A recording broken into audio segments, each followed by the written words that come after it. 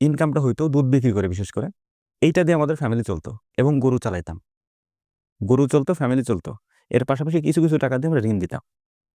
এর পাশাপাশি যে মানে বাছুরগুলা থাকতো, মেইন আমাদের যে আর্নিংটা হইতো বাছুরটা থাকতো। বাছুরটা থাকা অথবা বাছুরটা থাকলেও বিক্রি করে দেওয়া। 7টা 8টা বাছুর হইতো।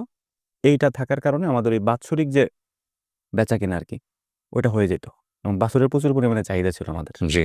এখনো পর্যন্ত। আমরা দিই না কাউকে, আমরা ওই নির্দিষ্ট কারোর কাছে বিক্রি করি। মানে আমাদের কাছে অনেক মানুষ বলে, আমরা দিই না। তো পরবর্তীতে যখন আস্তে আস্তে প্রফিট হওয়া শুরু করলো, এর পাশাপাশি আমি ওই চ্যানেলটা খুলি আর কি, বিসমিল্লাহ করে তখন খুলি।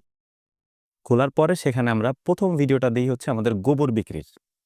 হ্যাঁ, আমি আমার খামারের কোনো বিষয়, কোনো একটা সিম্পল বিষয় আমি ফালাই দিই না। সব আপনি রাখেন। সব আমি রাখি এবং সব আমি বিক্রি করি।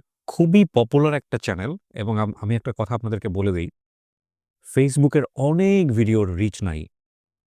কিন্তু ফেসবুকের এই মুহূর্তে আমি যখন ভিডিওটা ধারণ করছি, যেই ভিডিওগুলোর সুপার রিচ, মানে আমার অ্যানালিটিক্যাল এক্সপেরিয়েন্স থেকে বলতে পারি, সেগুলো হচ্ছে লাইফস্টাইল বেসিস, জীবন ঘনিষ্ঠ। যেমন ধরেন আমি একটা এগ্রোর কথা বলতে পারি এখানে, দোয়েল এগ্রো। ওরা একটা ভিডিও ছাড়া মাত্রই ওটা প্রচুর এই ফ্যামিলি কেমিস্ট্রি, গ্রামে একটা বাড়ি বানাচ্ছে, গ্রামে একটা ওই এখন একটা মেয়েও আছে, কি যেন নামটা ভুলে গেলাম। আপনি তারা, রাইট। সো তারা কেমন আছে, তারা ইজ এ বিগেস্ট স্টার।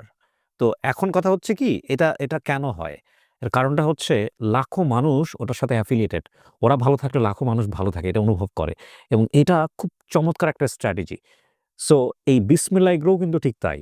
বিসমিল্লাহ এগ্রোতে যখন একটা ভালো ঘটনা ঘটে, তখন মানুষ এটা চমৎকার একটা ফিলে থাকে।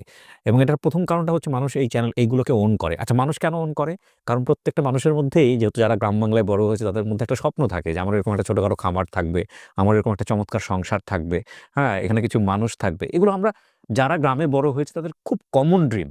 সো এই কমন ড্রিমগুলো যখন কন্টেন্ট হয়ে সামনে আসে, তখন এগুলা প্রচুর মানুষ দেখে। তো আমি এই কথাগুলো এখানেই বলছিলাম যে ফেসবুকে এই মুহূর্তে এত এত জটিলতার মধ্যে যে কন্টেন্টগুলোর ভিউয়ের কোনো সমস্যা নাই, তাদের মধ্যে একটা হচ্ছেন আমাদের এই বিসমিল্লাহ এগ্রো। এবং এগুলো এক একটা ভিডিওর ভিউজ, মাশাআল্লাহ মাশাআল্লাহ।